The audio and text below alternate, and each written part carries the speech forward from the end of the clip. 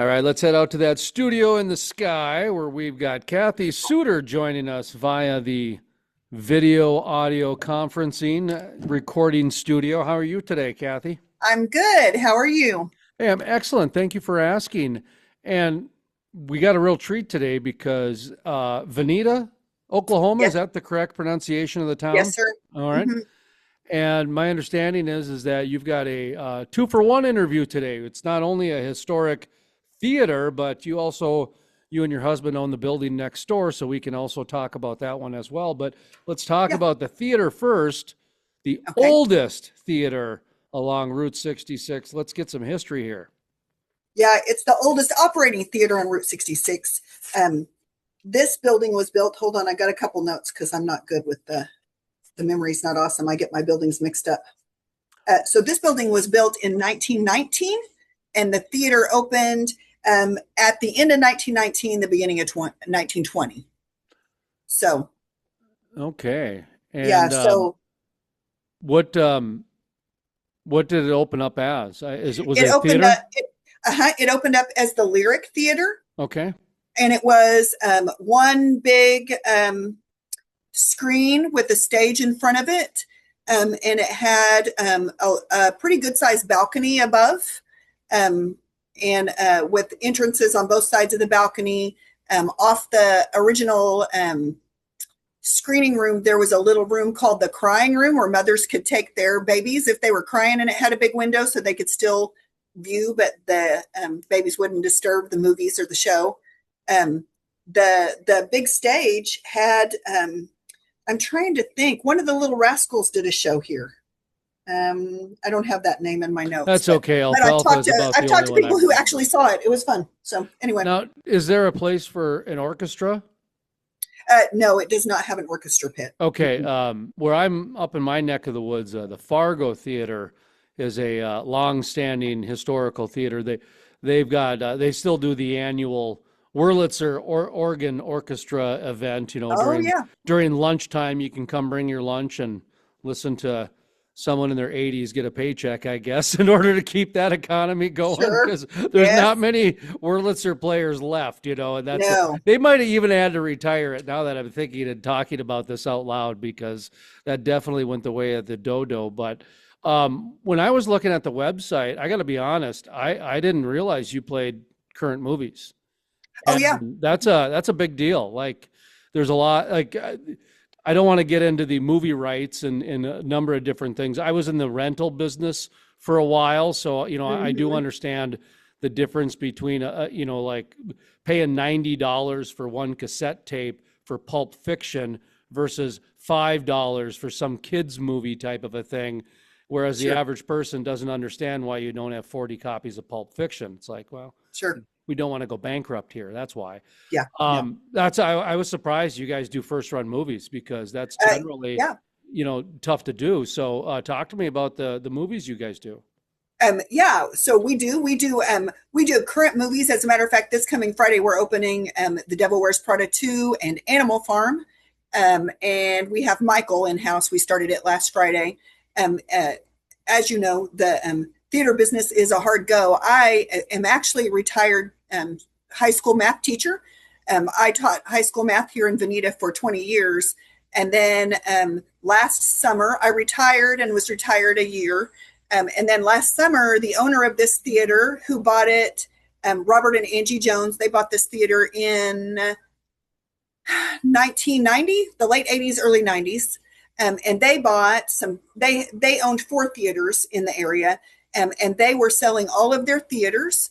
And so, since my husband and I own the building next door, we were interested in the building, and then decided, you know, how hard it could be? We could run a theater. My husband was like, "You could run the theater. You're retired. It'll give you something to do." And it is a full time job. It is a lot because to bring in a movie, we have to pay because we're new movie owners, theater owners. We have to pay a large advance to the distributor up front. So, like Mario, that I just finished playing, I had to pay $2,500 just to get him to let me play the movie, and then that advance will go towards my what I owe him for the ticket sales. But we pay, you know, 50 on the low end, up to 68% of the ticket price goes to the film distributor.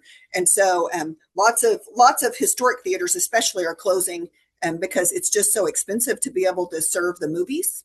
And so it's been a real learning curve. I've kind of figured out, our community really wants to keep this theater. And so I've been able to get businesses to sponsor my movie fees for some retro movies. So twice a month, I offer free movies to the community, and that businesses sponsored my fees. And I just make money on the concessions on those, and lots of people come to those.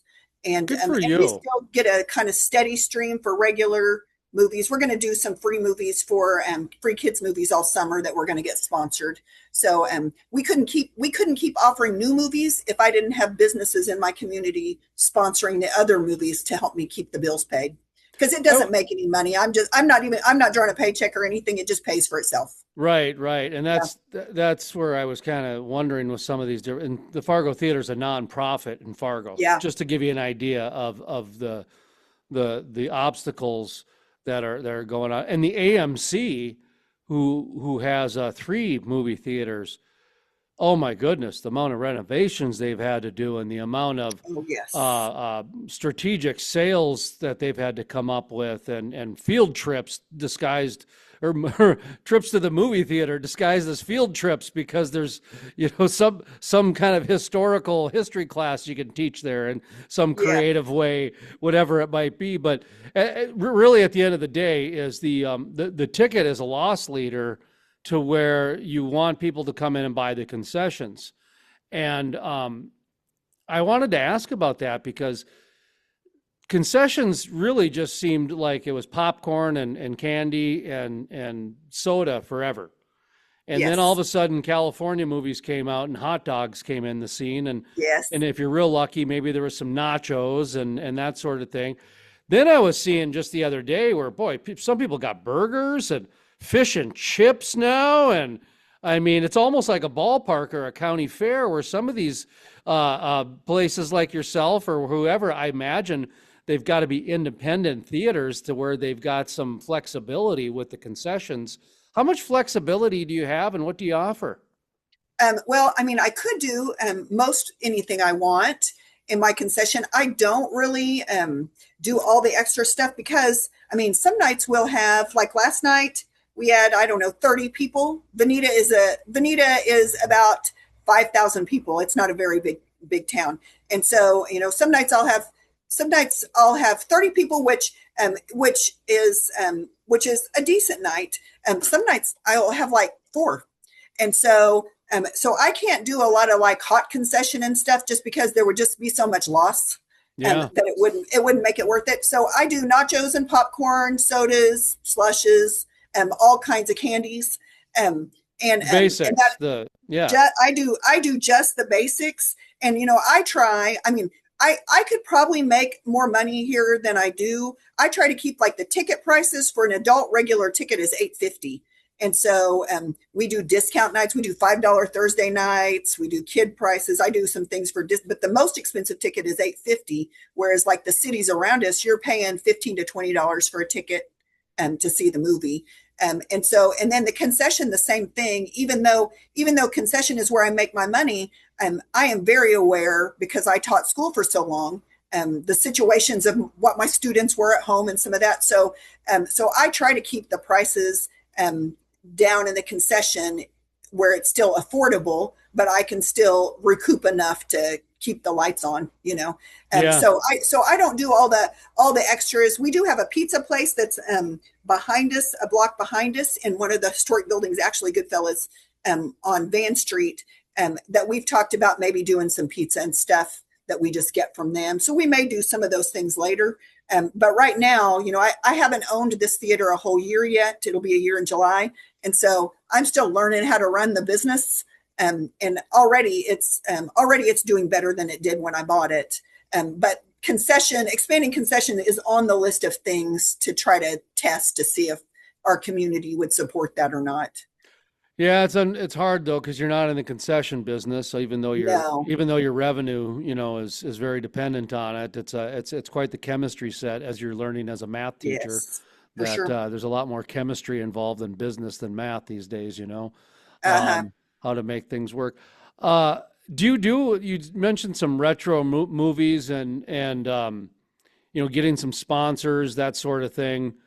I don't know, maybe if you do $2 movie nights, if there's no sponsor or anything like that, but um, with Route 66 turning 100, there's a real opportunity to capitalize on. I was just at the dog park before I came here with my dog, and I was talking to somebody about the trip I'm doing this summer down Route 66. And all of a sudden, they just went, "Oh, I just saw a thing on the news about that with the Outsiders." And I thought, Uh-huh. I went, "Okay, boy, it is. They're really stretching in all the different angles, and that's good because Yeah, the highway connects with so many different people in so many different areas." sure. Now, again, I know of being in the media and working in managing video stores, I do understand licensing fees. Now, Cars and Pixar, Disney are notorious for, yeah, good luck. You can put a Mhm. down payment down on your house, or you can use your house as a down payment on a Pixar movie. So I'm not saying Cars is going to be shown, but No. Outsiders and maybe Easy Rider. Mhm. There are some movies that do have a Route 66 affiliation to it. Are you planning anything along those lines, whether it be Cars or the Outsiders or anything like that, or is it just Mhm. the cost is just too much? I tried to get Cars. Disney will only allow, they will only allow you to license their movies in a window they specify. Most of the other film distributors, if it's in their catalog, you can play it for a price. Yeah, yeah. Disney doesn't allow. So I tried for Cars, but they're not allowing that. I did just do Outsiders. I had a sponsor for it. And it's not, I'm charging my sponsors just what it cost me to get it. And Sure. most of those movies, after the delivery and the booking and all the fees together, cost me about $350. So my sponsors are getting them for $350. Look at you. And You can tell you're a first year business owner. You're still being fair. I could charge more, but remember, I mean, I grew up in this community. My mom had a business downtown, and after school, I would come downtown and come to the ice cream shop, and um, so I've I've been on our downtown for my whole life, and Hmm. if my purpose was to make a living doing this, I would handle things different. But my Yeah. purpose is to keep it alive and as a central part of the community, because communities need places where they can go and feel like they belong and where they can join in, together on something. And so that is my purpose. So the more I figure, the more businesses that I get to participate in that, the more people we get in, the more they'll start thinking that the movies is a place they can go again. Through COVID, people just quit going to the movies. And we have a whole generation of kids who grew up not going to the movies, which is foreign to me. When I was a kid, everybody would go to the movies and hang out. And so these sponsorships that we're doing is helping get people back to the movies and helping educate the young people that it's a place that you can go and with your friends and have a good time. And so, I really look at it as more of community building than business building. And so, I don't want to charge them too much because I want everybody to be able to participate. Right. No, I get that. And that's actually one of the nice things and one of the things we want to spotlight is the small business and community atmosphere that, in my opinion, is the thing that, Route 66, it's one of the many things that represents. And especially when the interstates came in and they really did change a lot of the small towns. Oklahoma's a little bit different because a lot of Route 66 got absorbed by the interstate. Yes. But like up in where my area is, like we've got Highway 75, Highway 59, and a number of different things where those towns they got decimated by I-29 and I-94. Yeah. And so Route 66 was not only became a lifeblood for a lot of these people, but uh, traveling salesmen and traveling families, and they needed things to do for entertainment. And Yeah. having cheap entertainment, not only for your community, but for your travelers, Yeah. is so Well, needed. and we did an outsiders event not very long ago, and it was a lot of fun. We had community members who had 1950s cars. We had one who parked it in front of the theater so people could get pictures with it. And we had people who came in costume for Outsiders. And, I mean, just Tulsa, which is just an hour from us, the house they filmed Outsiders in was in Tulsa. They did a lot of that filming in Tulsa. So we have a lot of people in the area who are big fans of Outsiders. So when we did the Outsiders sponsored movie, we had people come from all over. We packed out two of our three screening rooms were completely full. So, and I've gotten lots of requests from people who missed it who still want to do it again. So we may do that one again in the fall after we get through the lineup I've got scheduled.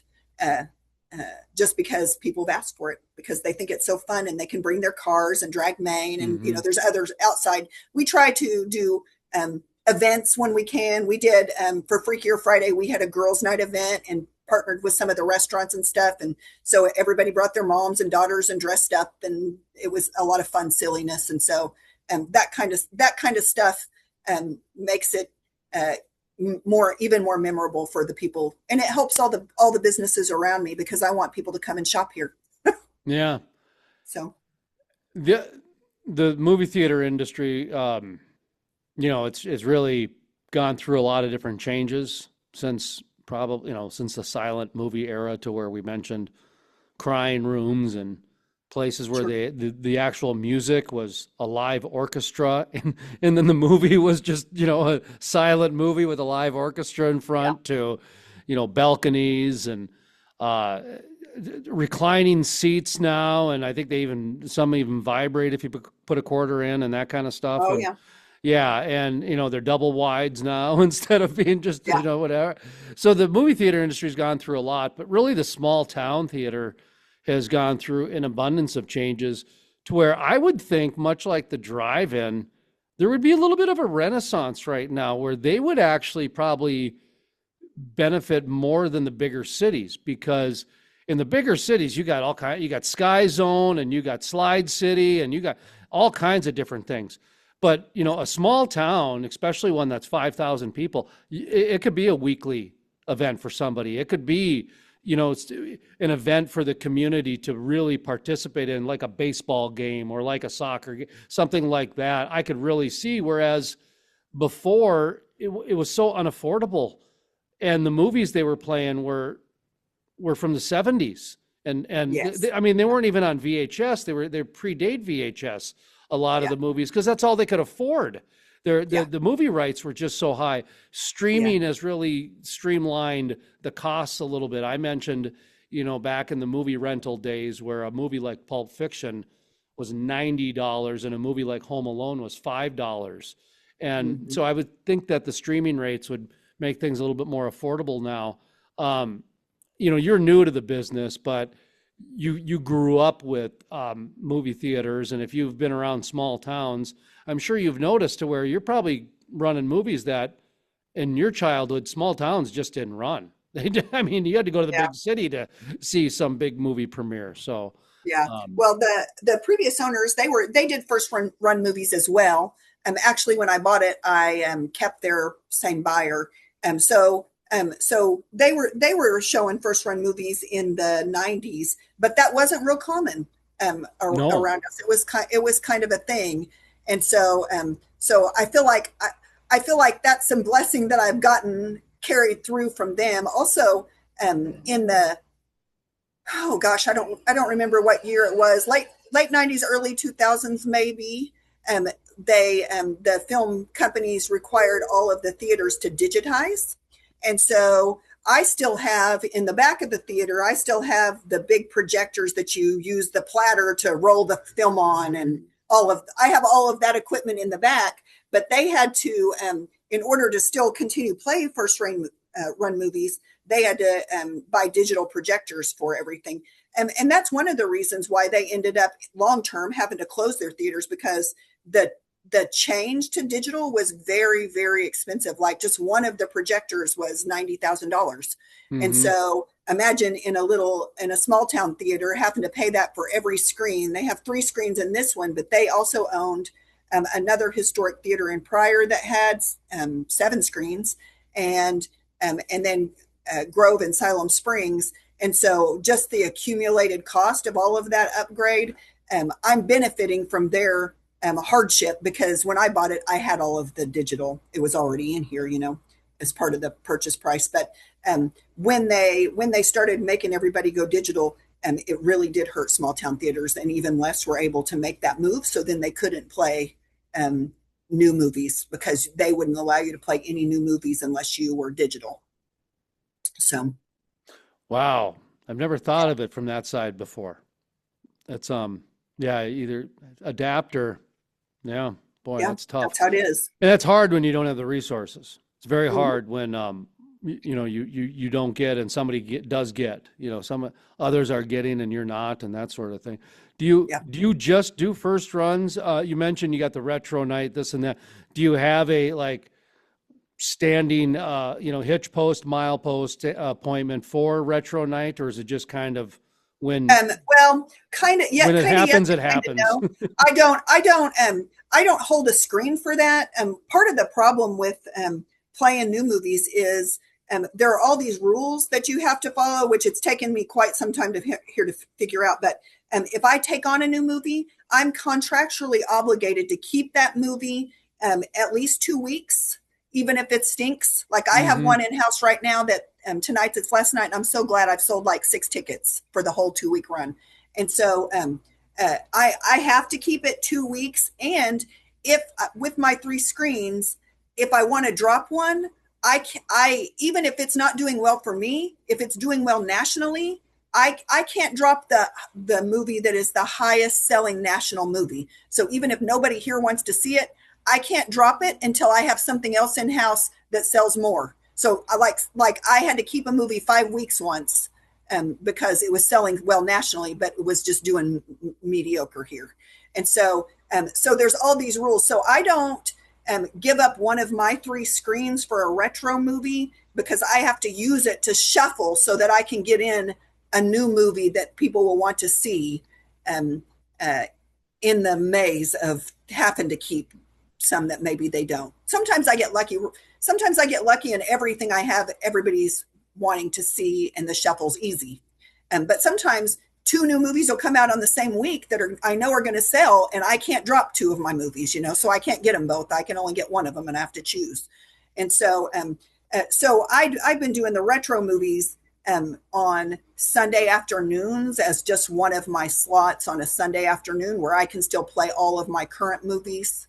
Um, when I play a retro movie, I can't split the screen, so I can't play it with others. I have to play it on a showtime that I'm not going to be a normal showtime. So two Sundays a month, I do that with a movie that's sponsored. But the rest of the time, I have to, because of my contract and the way it works, I have to show the 3 movies I have in house. Does that make sense? It makes sense. It's a logistics nightmare, It is. and I get it. Yeah, it's I couldn't imagine somebody, in a room 2,000 miles away making decisions about what movie is going to be airing on my business or not, but I get And it. having zero control. Also, there's a whole, I'm sure you've seen, there's the whole discussion on viewing windows. I mean, we're paying those big licenses to get the current movies. And during COVID, they would send those to streaming at the same exact time. And Yeah. so now they're moving. There's a whole movement. Some of the film companies were doing 30-day windows where they wouldn't Hmm. stream it. And they're moving more to the 60-90, which is better for us, because that's what needs to happen. People enjoy movies more and experience better on a big screen. They should have to wait to see it streaming. It's gotten where people think, I won't go to the movies. I can see it tomorrow at home. you Well, know, and so there's what a whole thing there. If we're going to support their industry, they have to help support our industry. We can't keep doing it if it's too easy for them to see it without a theater. Well, and that's the thing that really surprised me. I mentioned I've got a background in video rental business, and that's how they did it. Was not, I mean, sometimes you had to wait 6 months till Oh yeah. after the movie was out of the theater before you could even get it in the privacy of your own home. And that's all streaming is, by the way. Streaming is just watching it at the comfort of your own home, whether it's on VHS, Betamax, or a laser disc, or your Netflix, it's all the same. And so when they did that, that really was it was a very aggressive move to the theater industry, because the theater industry was selling an experience more than the movie. Yes. And yeah, they were selling the movie and the timeliness of it, but in order to get that, you needed the experience to go with it, and that was part of the allure. And I don't know if it's the home theater lobbyists or the Netflix lobbyists or a combination of either one, but there was that time where, man, they just went right to Netflix, went right to the streaming service, and the movie theaters were like, that would have been a lot better here. Top Gun is meant to be in the theater, not on a 20-inch screen or whatever the case is. And it's the surround sound and the whole thing. And like I said, now they got seats that actually will vibrate with the movie and stuff like that. If you want to. Totally... I looked at pricing on those. That is not something that we can do in a little historic theater. No, you'd be better off hiring a kid just to shake in the back. For sure. It'd be cheaper for you, totally, man, than to get into that technology nonsense. Oh, yeah. Then you got to subscribe to the app. After you buy the technology, you got to subscribe to the app, and then they get you for life. So it's worse than a gym membership.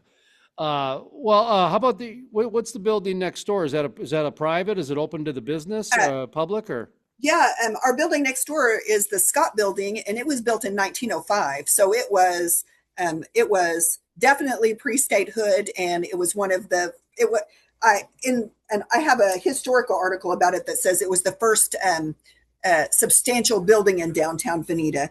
And Vinita was the first town in Oklahoma that had electricity. So we are at a crossroads of railroads. And so it was a hopping place in the time. And anyway, it was built in 1905. And I don't know if Cyrus Avery, who's considered to be the father of Route 66. Okay. Before that, before Route 66 was established, he had an office in the Scott Building next door upstairs before he went to Tulsa, just in the years right before Route 66. So actually, I think the story is one of his best friends, it was what last name was Scott, and it was that kid's parents who built the building, and that's why he had an office there.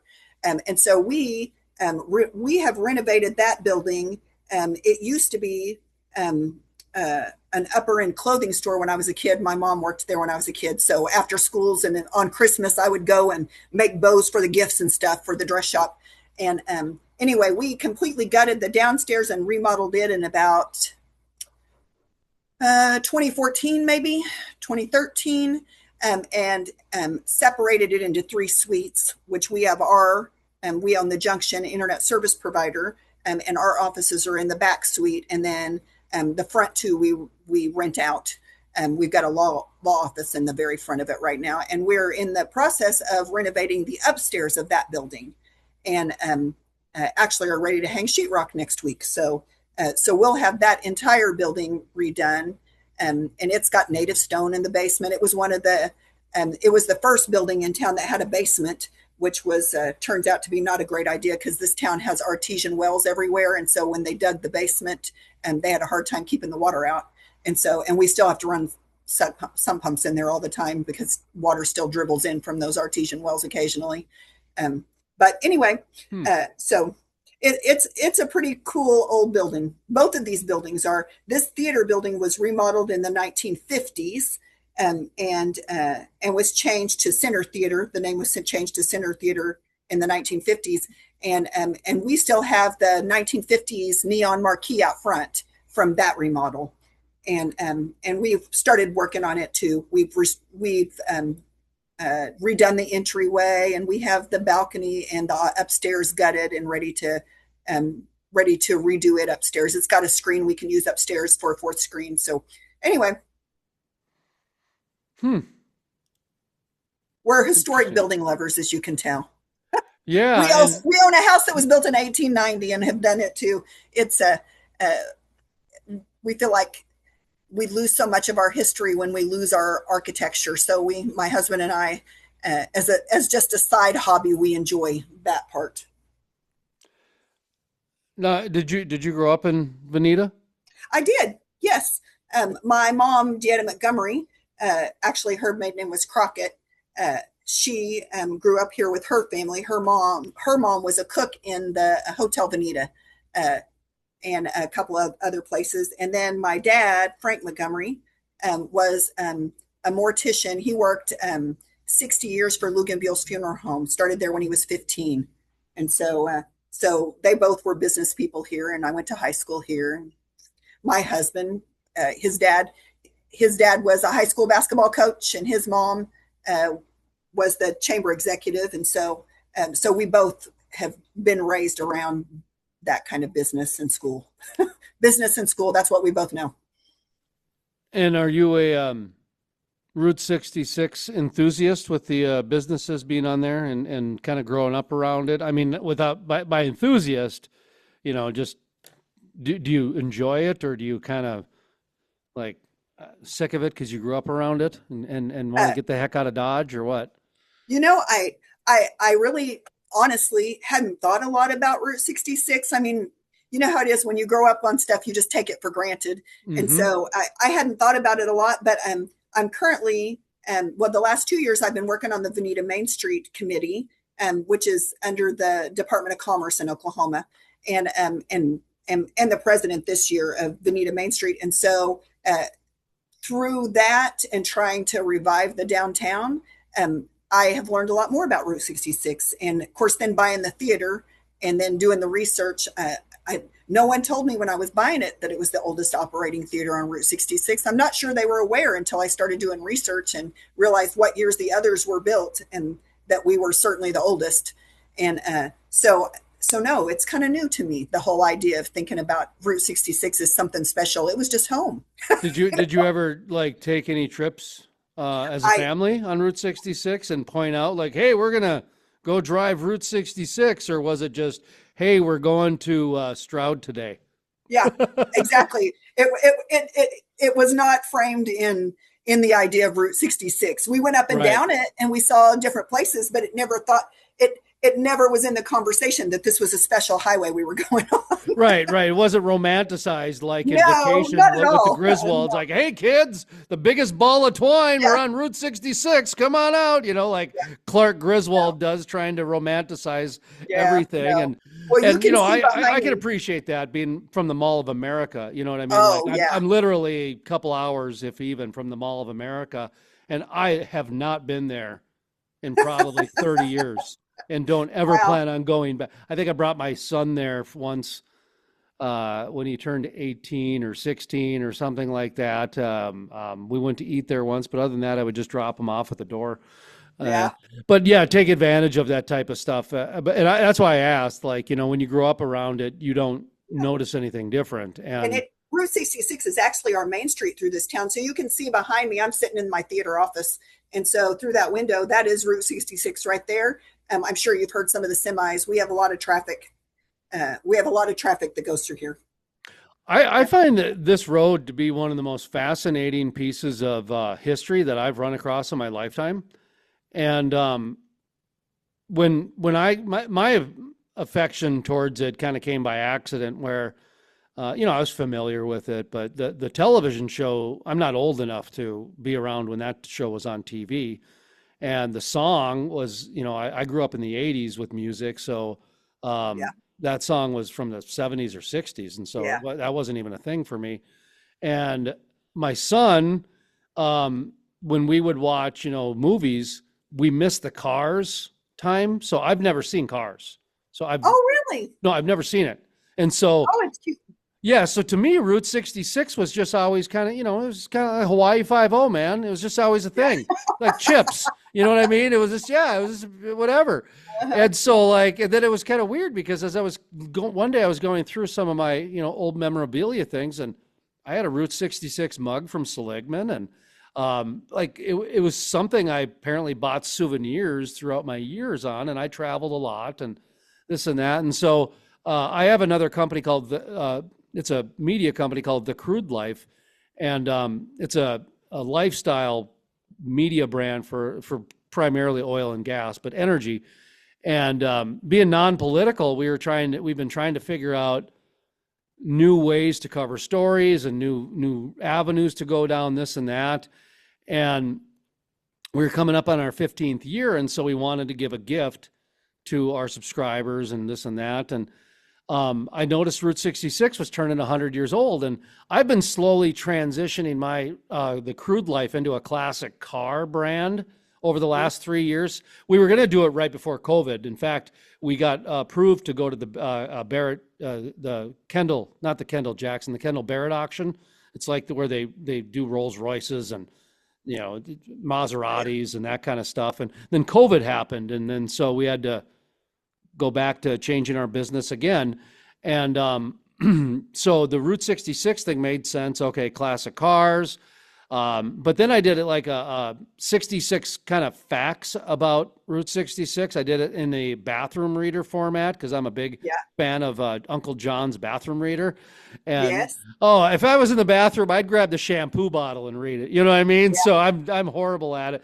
But I wanted things where you could either, be in a coffee shop or on the John and take things in 5 to 15-minute intervals and be done and move on and pick up and that sort of thing.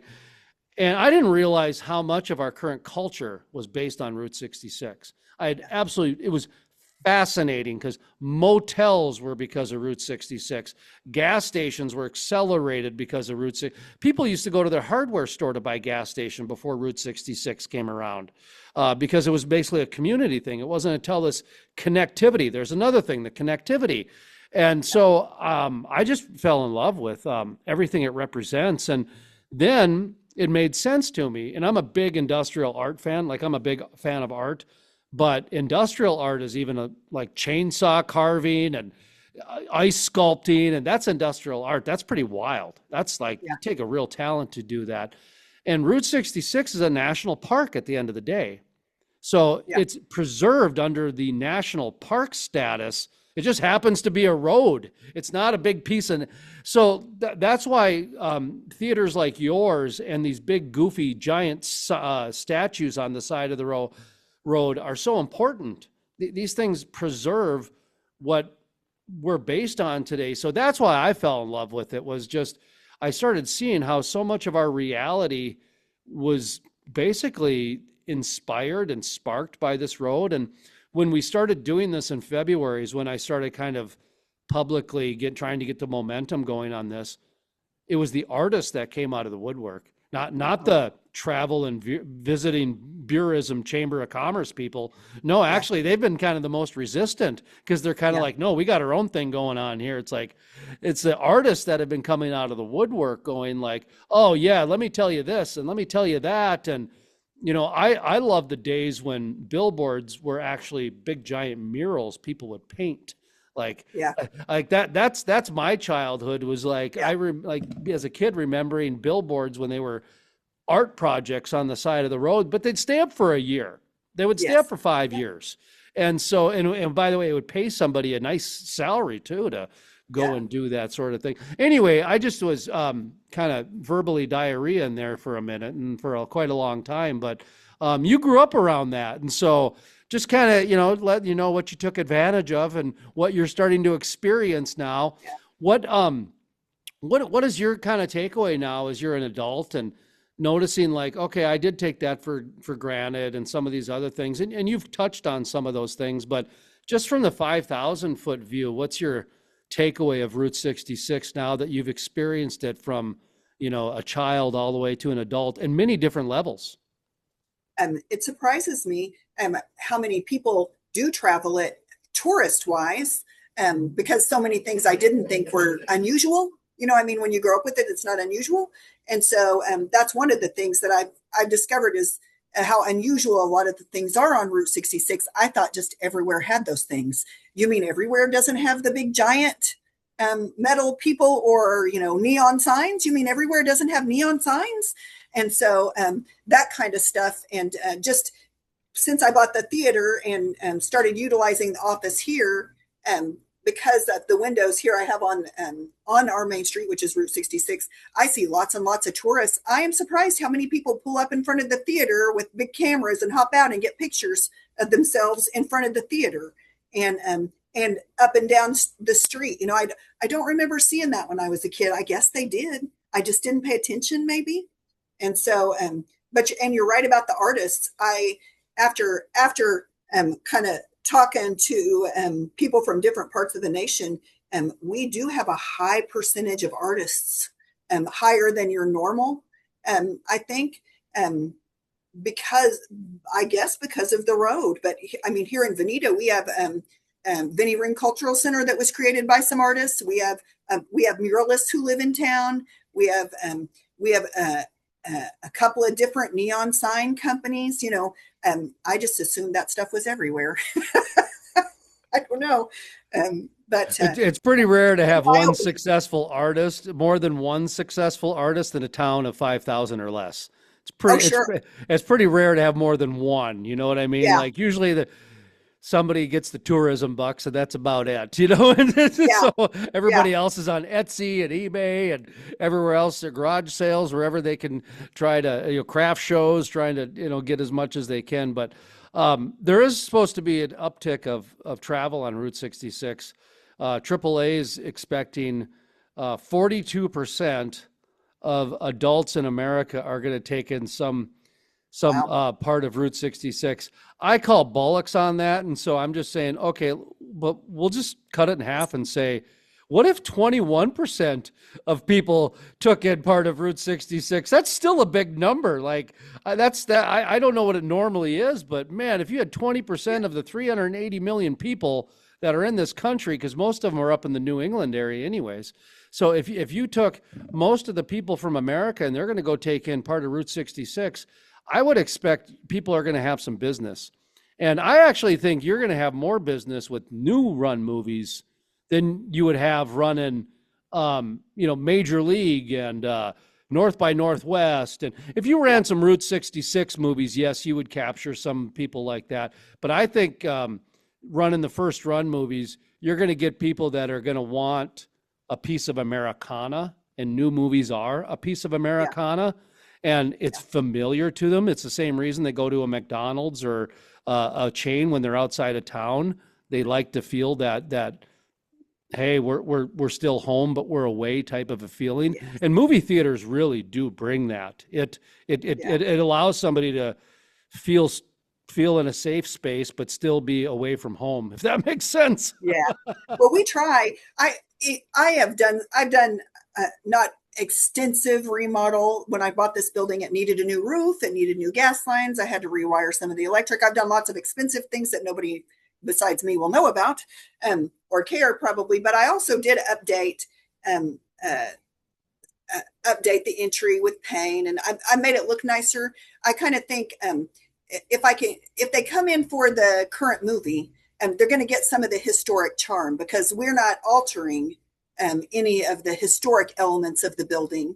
I mean, we're enhancing them and updating, but we're still holding on to the historic charm of the building. Sure. So that people can come in and kind of have an idea of what it was like. You know, I have elements of the 50s remodel as well as some of the original stuff. So it's kind of eclectic, but it does speak to what Route 66 was like when the building was done and at the different phases. So, you know, and we are going to do, I was talking to a friend this morning that I think I'll play Thelma and Louise. That's a Route 66 movie. I've got some Route 66 movies that I'm going to do for my sponsored movies this summer. But I think, you know, our tagline is historic charm in modern movies. So you can still get the historic part, but have the modern movies that you want to see. So I hope I don't know. Get your flicks at Center 66. At Center 66. Yeah. Center Theater on 66. That's right. You go. Actually, I have used that sentence a couple of times. I would imagine so. When we were talking to the Route 66 Stadium, as we were kind of concluding the interview, or we were joking around with what some, you know, taglines would be, you know, and he had quite a few, this and that, and we the ones that we were kind of get your hits at Stadium 66 instead of get your kicks. And America's the one I came up with on the fly, which I was actually couldn't believe, was America's Highway meets America's Pastime, and that's actually what I used as the headline for the story type of a thing. But that's one of the things that's really fun about this, because um, roads are not living creatures, okay? Yeah. And where I'm up in my neck of the woods on the other side of the state, we've got Highway 85, and it's basically a main artery to the oil patch and to the Black Hills. And so before the oil boom came in North Dakota, those Western North Dakota roads didn't, they got 1 penny to every $100 that went east, because the two colleges and the populations on the east side of the state. Well, after the oil came in, they had to take care of the roads, because they would literally wash away. Like a rainstorm would come in and pieces of the road would wash away, because they only had 5 combines a year go down that road, and that was it. Now they got 50 semis a day. And so it's a big difference. And so they renamed Highway 85 the Theodore Roosevelt Expressway. So now if you're going to take away money from Highway 85, you hate Theodore Roosevelt. And so so I find it funny that Route 66 created its own identity, to where it didn't have to be named after a person, like the Cyrus Avery Expressway or anything. The Will Rogers Expressway. Don't mean to, Yes. but I did joke about that with the with the Will Rogers Museum, about brilliant move. If you want funding, it's the same reason they tell scientists, don't name the lab rats. Don't name the bears. Yes. You're going to get a connection to it. So it's kind of the reverse of it. So that's one of the more amazing things about Route 66, again, is that it has created its own identity to almost be a living thing. And that is truly amazing. And so it's remarkable that you're going to be doing these types of things. Do you have anything? I saw that you've got steel magnolias for Mother's Day planned. Thelma and Louise, you're going to try and do that. Are you planning any other, like? I have. It's actually the mid-May is the 40th anniversary of Top Gun, and so we're playing both Top Gun 1 and 2 all the week. The way I have to get that is I have to play it all the week. I also have a sponsor who wants to do some stuff on the weekend with it, so we're going to do a little bit of fun with that. And no, I mean, I have a list of movies that I'm interested in doing, but part of being a community thing is you want people to get buy-in, and so I don't tell them which movies they need to choose to sponsor. I give them a list of movies, and so I currently only have the movie sponsors selected through May, and so after that. It's on my actual agenda to work on today is to line up the rest of the summer movies. So I don't know for sure what we're going to play this summer. It's going to depend what the sponsors would like to choose. I have one car group that wants to play American Graffiti if I can get it. So I've got to investigate and see if that's something that's going to be accessible to me. But I imagine if it is, we'll play that this summer. I don't want to get political here, but tell that car group it's very important to get the word out there, because in the state I'm in Minnesota, they're trying to pass a law to restrict classic cars so they can only be used during daylight hours on Saturday and Sunday. I'm not kidding. Really? You. Yep. And so most of the communities that I know, they've got like a first Thursday or third Thursday of the month classic car get together in some abandoned Kmart parking lot, or some parking lot, that they brought in a department store and now it's gone. Well, the classic car communities have really embraced those, and so have the crafts and the food trucks, and so they've kind of had to create these little ecosystems for these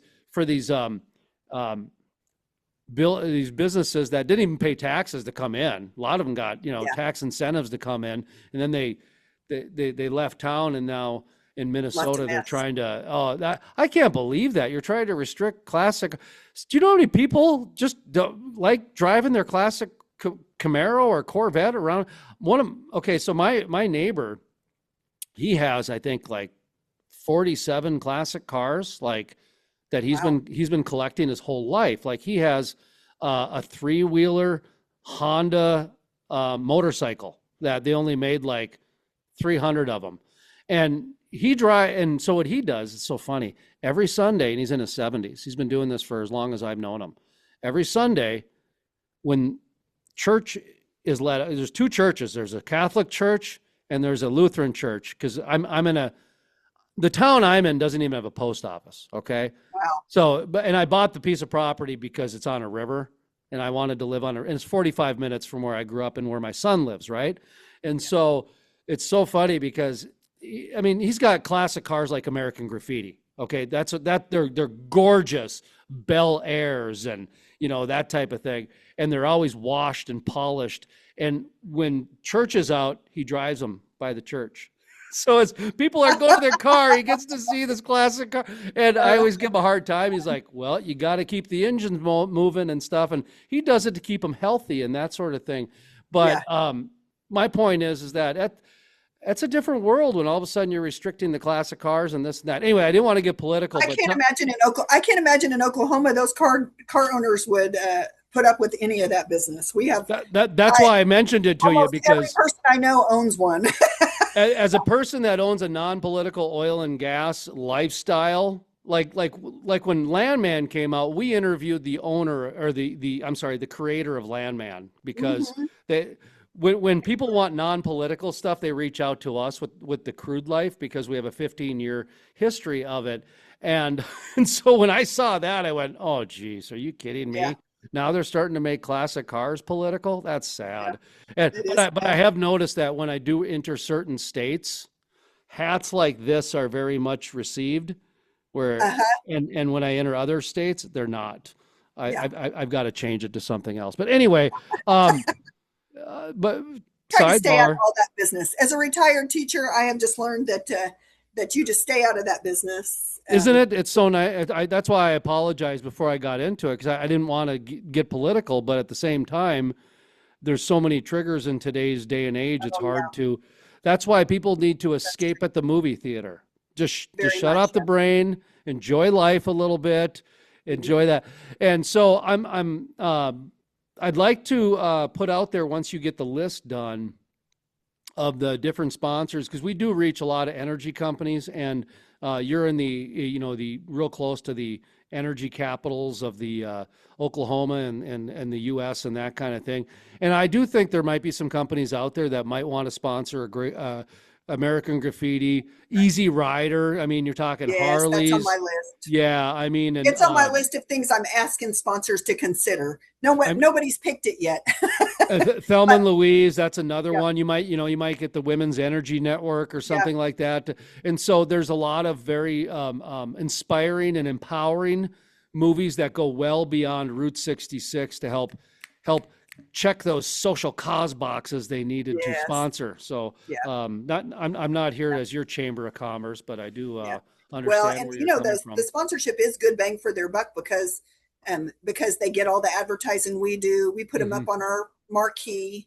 They get a lot of. I recently had Pegay's Primetime is a farm to table restaurant that we have here, and she sponsored Smokey and the Bandit, and we had a number of people who had eaten at her restaurant. One guy is a trucker, and he parked his truck outside town, and someone picked him up and brought him in so he could watch it here. And so she told me it was the best bang for her buck she's done for advertising. For $350, she had all kinds of people coming into the restaurant talking about it, and so it is pretty good advertising for people, for businesses. $350? Yeah, that's it. Yeah.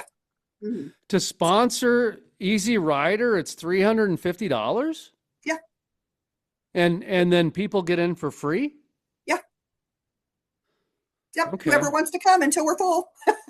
Maybe you should put an extra zero on that and get some sponsors. You know how sponsors, they won't look at anything under $1,000, like $350. That's not worth our time. Well, okay, $3,000 then. Yeah, sure. If someone wants to give me $3,000, I don't say no. Well, in today's day and age, in all honesty, are these ones that have to play on Sunday? Is that right then? Because I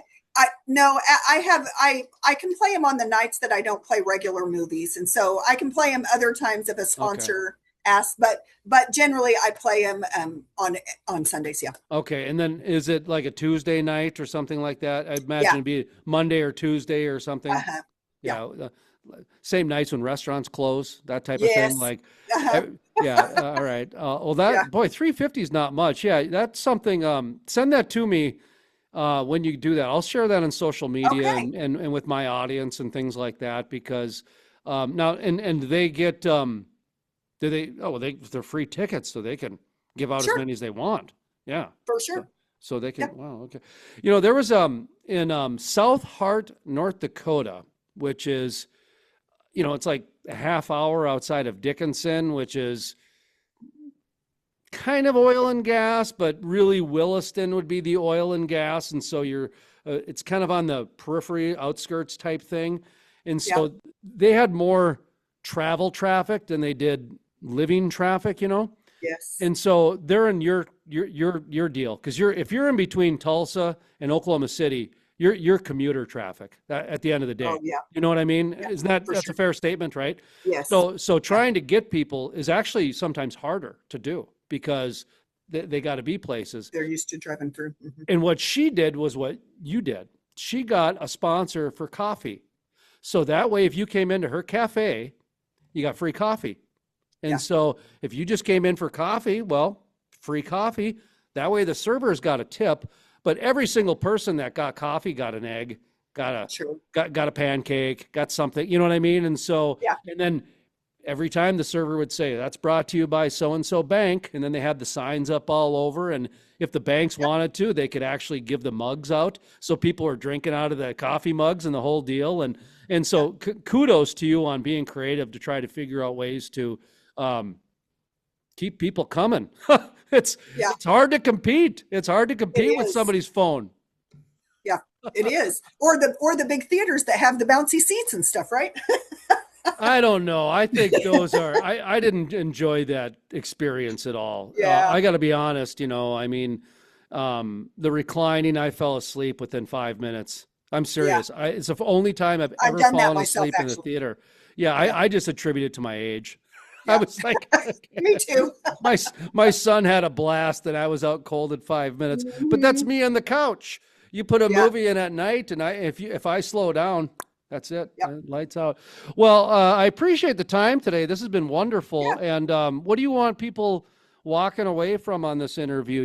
Give yourself a plug and talk about what people should know about the Center Theater on Route 66. Center Theater on 66. Yes. Yes, sir. We're open Wednesday through Sunday. And we play the modern movies. It's a great place to be. It's a great stop in place if you want to do some shopping first. We've got some great diners in my area.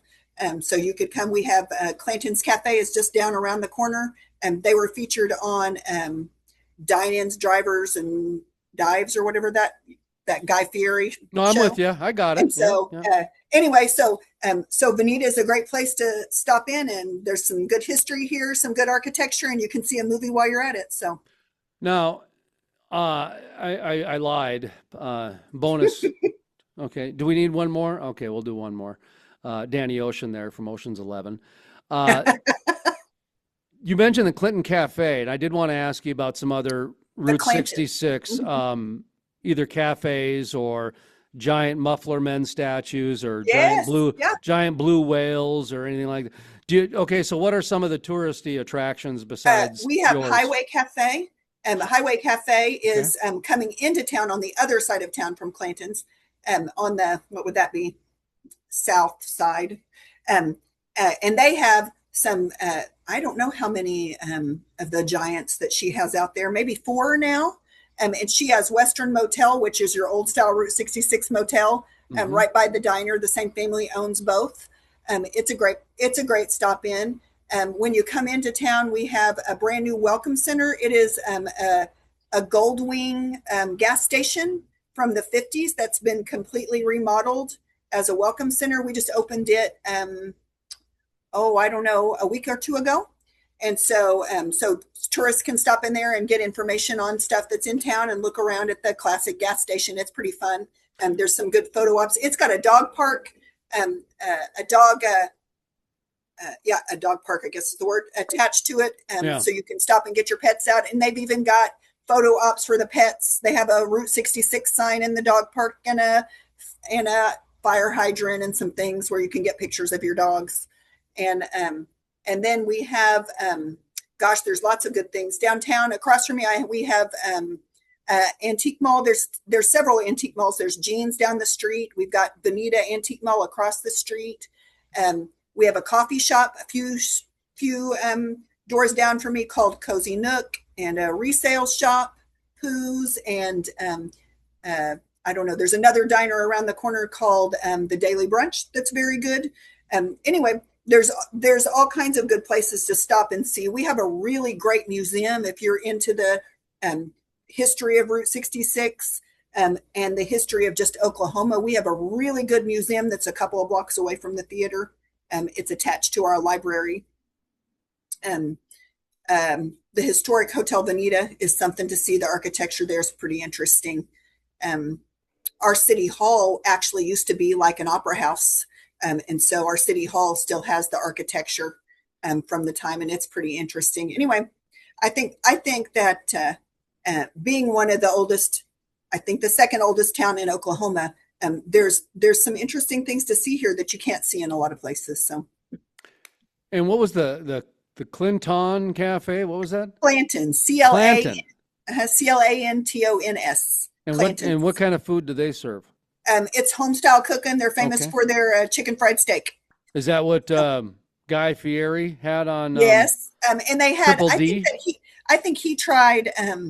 They have calf fries, also known as Blue Mountain oysters. Maybe you've heard Rocky of them. Mountain oysters. Yeah. Rocky Mountain oysters. That's right.